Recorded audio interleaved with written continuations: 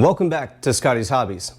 Lately I've been getting a lot of questions about OBD2 readiness monitors. A couple weeks ago I posted a video about the Bureau of Automotive Repair might be changing the rules or regulations on being able to pass smog when it comes to readiness monitors being incomplete. Currently right now you're allowed to have some monitors incomplete, and I'll show you that list right here.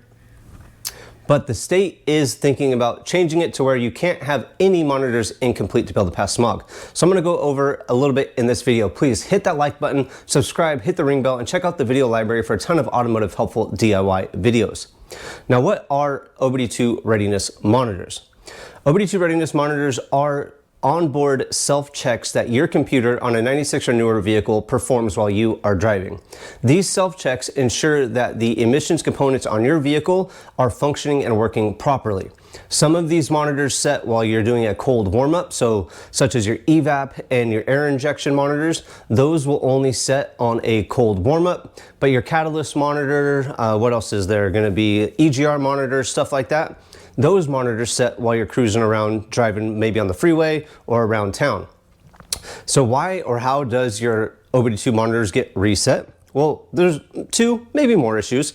You might have a wiring issue, that would be your hardest one. But typically, when you do a repair, when your check engine light is on, you do a repair, such as yesterday, I had a check engine light on for an oxygen sensor. I tested the sensor, it was bad. I cleared the codes out. All the monitors went back to incomplete or well, no, they were incomplete. So I went and drove that vehicle to get the monitors to set to verify that my repair was correct.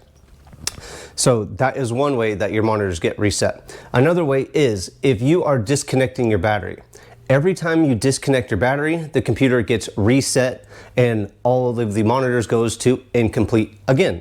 So if you're having a problem setting codes, or if you can't pass smog and you're having like a battery drain, so you disconnect your battery every night, some people do that. That will reset the computer every time you disconnect the battery. So that's another way that these monitors get incomplete.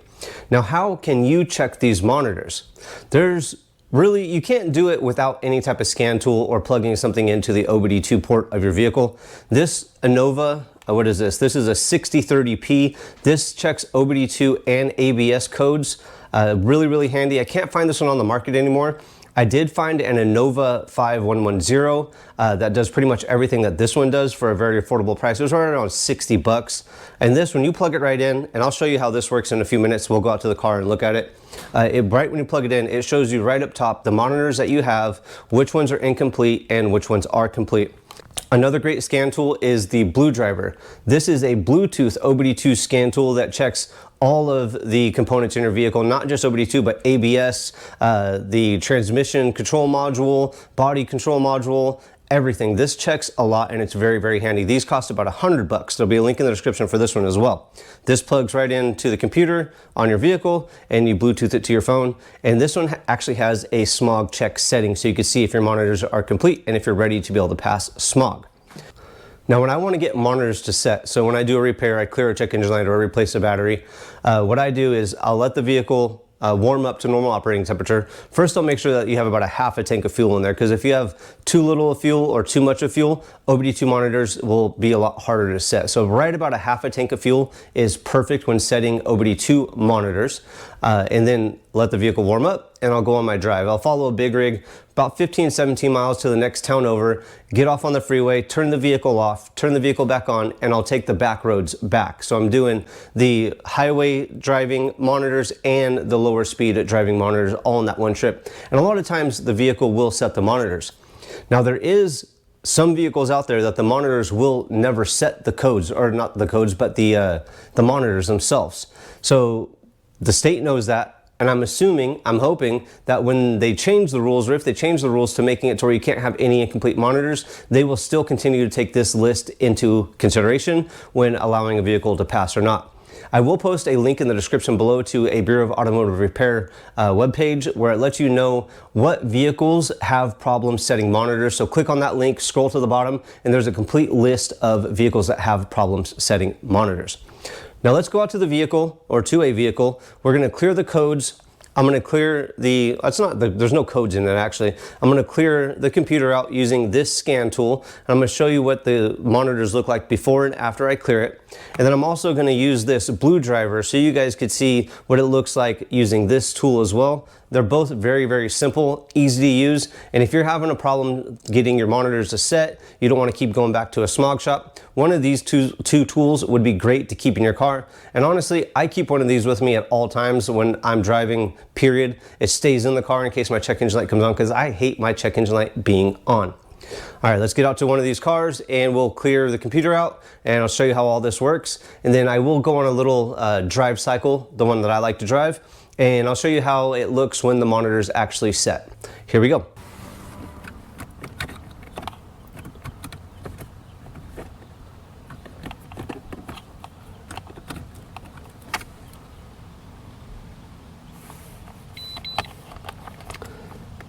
Turns right on when you plug it in. I know it's really hard to see the screen with the GoPros. I hate that part of the GoPro. I'll take some pictures with my phone and I'll load them up for you, but it's connecting right now to the computer. There we go, now you can see it. Let this load up, and when you're erasing the codes or clearing the computer, it's always best to do it with the key on, engine off. But let me just show you what this looks like. So with this one, when it connects, you could choose ABS or OBD2. We're going to go ahead and choose OBD2. It's connecting. Easier to see like this. Right on top, you can see I have all of those green little circles. That means all of the monitors on this vehicle are set and they're good to go. They've all passed their self-checks. There's no problems with this vehicle. If there was any codes, it would pop up right here. I'm going to go ahead and clear this computer so it goes back to pretty much zero. It says, do you want to erase the codes? Yes. Erase successful, and now watch what those circles look like up on top. Flashing red, so they're incomplete at this time. Now I'm going to go ahead and plug the blue driver in and I'm going to show you guys what that looks like.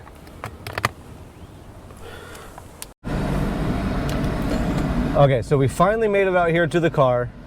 It's super hot.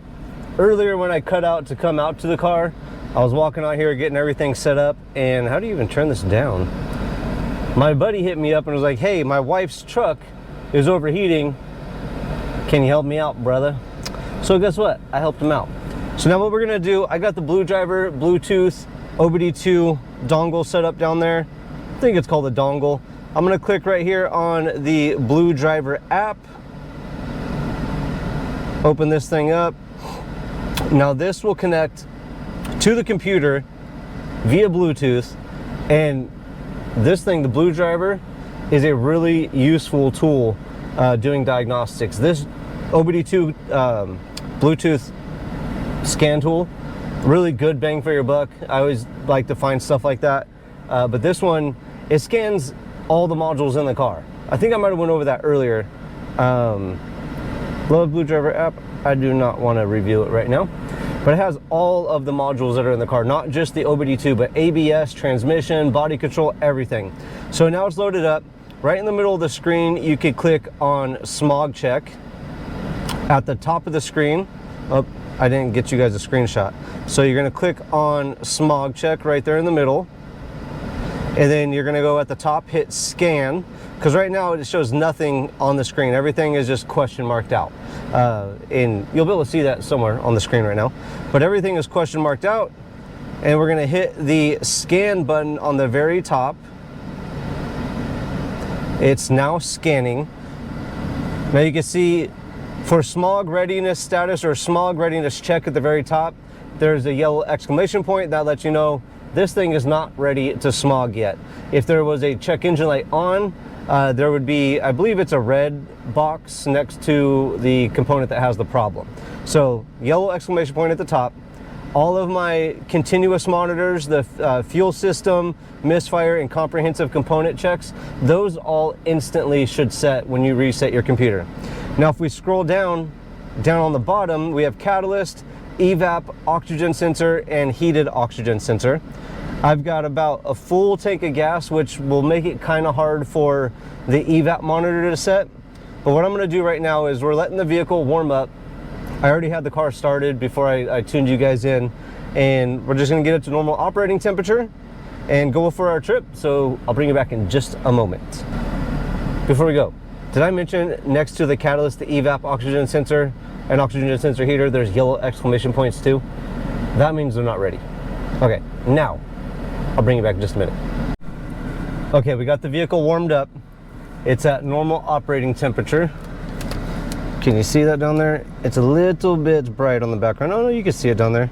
So normal operating temperature. Now let's go on our trip. So it's important to let the vehicle get to normal operating temperature because that's how the secondary air injection air monitor or readiness monitor will run its self-check is during a cold startup. That's the only time that your air injection pump or smog pump, whatever you want to call it, that's the only time it runs is when the vehicle is cold. It heats up the catalytic converter for you. The next one that's going to run during a warm-up is going to be your evap. Mine didn't run probably because I have too much fuel in the fuel system right now. To set monitors, it's best to try to set monitors, all of them, when you have about a half a tank of gas. So let's go on a little trip. We're going to run over to the freeway and get behind a big rig. The reason why we do that is the big rigs are going to be cruising at about 55 to 60 miles an hour. That's a perfect speed for the highway or the higher speed monitors to set.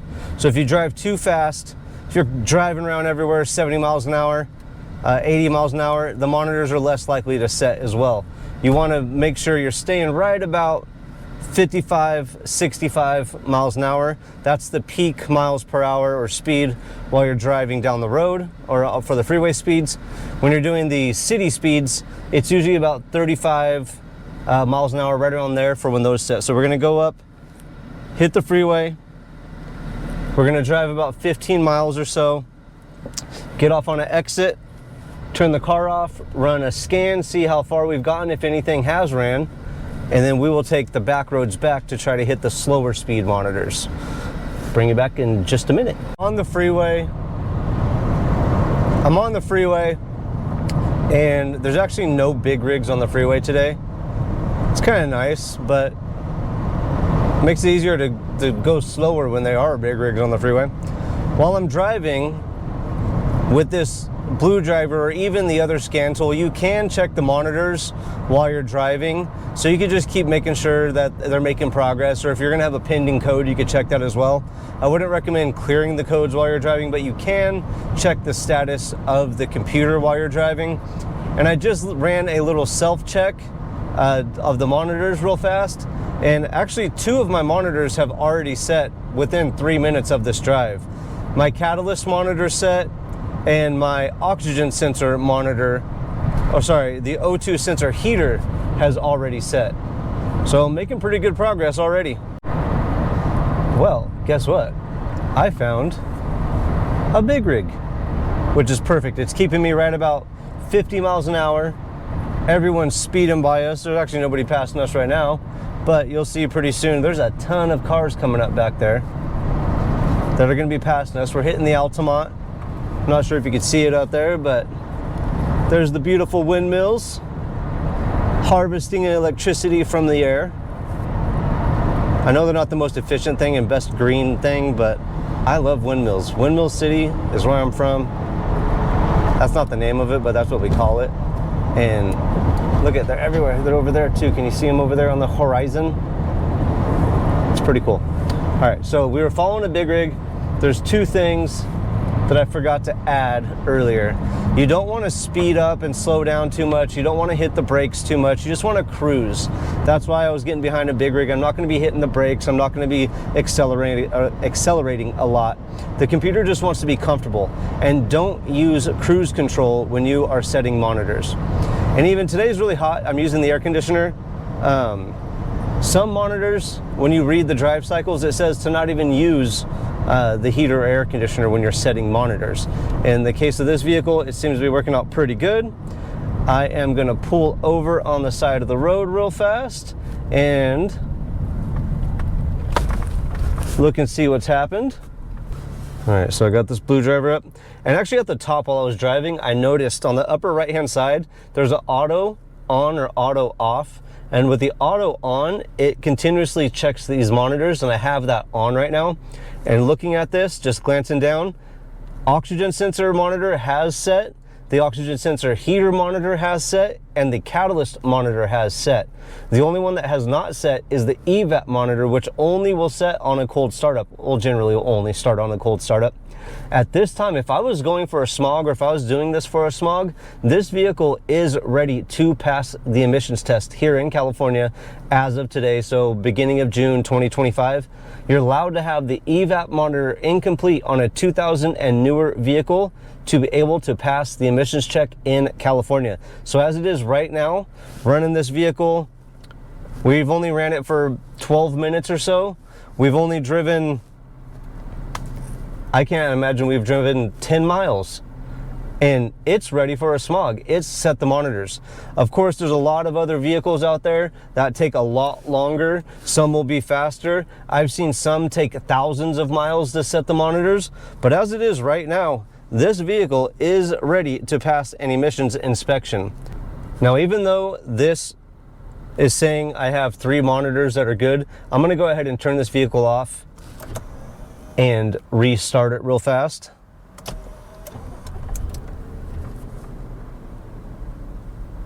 I just like to do that when I pull off the freeway and just make sure it's good to go. I'm still going to drive the back roads back a little bit, just see if the evap monitor will set while I'm driving. But to my knowledge, evap monitor only sets on a cold startup. So let's go ride some back roads real fast, and we will head back home. Before we go too far and hit the road, actually, let me show you this. I love this. Windmill City, USA, California, whatever. Look at these windmills over here. I'm pulled off on the side of the freeway. It's just a cool sight. It looks much cooler when the hills are all green, but it's just still really cool. Okay, now we will hit the back road. Is this a typical Tesla driver thing? Look how far away up in the intersection they are. Now these back roads aren't so much back roads anymore. It's crazy. This is what I'm used to it being. As growing up as a kid, there's nothing. There's fields for days, but they've started building all these warehouses out here. It's kind of irritating. It kind of sucks. The hometown that I grew up in is just getting too darn big. Now, when we tell you guys to go drive 70, 100 miles, whatever a technician recommends, it's not a continuous trip that they're talking about. They just mean to drive the vehicle normally, like you're going to the store. Just do your normal chores driving your vehicle. You don't need to go on a consecutive trip. They just hope that within that time frame or that mileage time frame, you're meeting all the parameters that your computer wants to get to be able to run the self-checks. So when somebody says you have to drive 100 miles, don't go on a 100-mile trip. Don't think you have to go on a 100-mile trip. Take a couple days, a week, whatever it is. Like with me commuting to work during the week, I'm going, what is it, 30 miles a day. That's there and back. So 15 miles a day, there and back. So 30, whatever. It would take me 3 days to go a little bit over 100 miles. So after that, that's when I would check if I'm having a hard time setting monitors. Again, this one's already set. It's good to go. The evap monitor is still incomplete. I'm getting back on the freeway, gonna go pick up my daughter some food and head back home. If they do end up, or if the state of California does end up changing the rules to where all of the monitors have to be complete to be able to pass smog, this vehicle would not be ready, right? So I would have to get that evap monitor to set. I will still double check in the morning, make sure there's no problems with it. I didn't have a problem with that monitor before I started this little journey or video I've made you guys. So I doubt there is gonna be an issue with that evap monitor, but I wanna double check. So I'm gonna leave the blue driver in the car and I'll double check when the vehicle warms up tomorrow what it looks like. When we get back home in just a minute, I'll plug that Innova little scan tool, a handheld one. It's on the floor, I don't want to reach for it. I'll plug that one back in and I'll show you guys what that one looks like now that some monitors have set, or most of them have set, just so you can see what the progress looks like when you're working with one of those. Again, either one of these scan tools works for what we're doing. Checking readiness monitors, I always keep a scan tool in my cars just in case my check engine light comes on while I'm out and about. Like on a long trip, one time my check engine light came on, and it was actually a lean code, which really wasn't that big of a deal, because when I saw it was a lean code, I'm like, what is going on? We popped the hood, found a vacuum leak, was able to fix that while we're on the road. Not the biggest issue out there, but it was something that helped me just keep that check engine light off.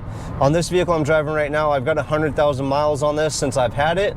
It's at 201,000 miles, and the check engine light has been on for maybe an hour of its life since I've had it. I honestly don't even remember the check engine light ever being on this vehicle, but it's very rarely ever on, and if it does turn on, I get it quick. And just having those OBD2 readers with me just helps me keep my car going, keeping it in the best drivable fashion, properly maintained, all that good stuff. So I really recommend getting any type of OBD2 scanner and keep it in your car, a cheap one, a Bluetooth one, whatever it is. If you look for a link in the description, I'll put a couple little links down there, one for the Innovas, the plugins, and one for the Bluetooth plug-in scan tools. Again, they're both really good. It's very useful to keep them. I'm gonna go get some food for the kid, head home, we'll plug in that Innova. I'll show you guys what that looks like and we'll wrap up. All right, went and got my kid some authentic Mexican food. Can you guess where I got it from? Hint, it's authentic. All right, the Innova scan tool, I got it plugged in. I've already ran the self-check on it. Try to get it so you can see it, but you can see there's one red flashing light. That's the EVAP monitor that is incomplete. You can see all the other green circles. Those are the readiness monitors that have ran the self-checks and passed the self-checks. If I had a code coming up in one of these systems, it would not set, and this would probably pick up a pending code. So either one of these, the blue driver that I was using or the Innova scan tool, work just fine for checking for monitors if you're trying to pass smog, or if you just want to know if your monitors have been set. Either way, they're a really good bang for your buck. Recommend having an OBD2 scan tool with you at all times when you're driving around if you have a 96 or newer vehicle. To recap, when you're trying to set readiness monitors, you want to drive on the freeway about 55 to 60 miles an hour. You do want some stop and go driving, so back roads type driving, about 30 miles an hour in little spurts if you could. You don't want to use cruise control. You don't want to slow down and speed up a lot. You don't want to use the AC if you can. You also want to make sure, I'm not sure if I mentioned it in this video, that somebody started a race car across the street. You also want to make sure that your fuel gauge is about half a tank, and make sure that your temp gauge is also working, because if your temp gauge and your fuel gauge don't work, you're going to have one heck of a harder time setting your readiness monitors too. Now, if you have any questions, make sure to comment below, ask away, shoot me a text, shoot me an email. I reply to darn near everybody, and I do my best to help you out if you need some help. Thanks for checking out Scotty's Hobbies. I hope this video helped you on readiness monitors, understanding them, how to set them, and if you had any questions about them. Thanks for watching Scotty's Hobbies, and I'll see you guys on the next, hopefully helpful video.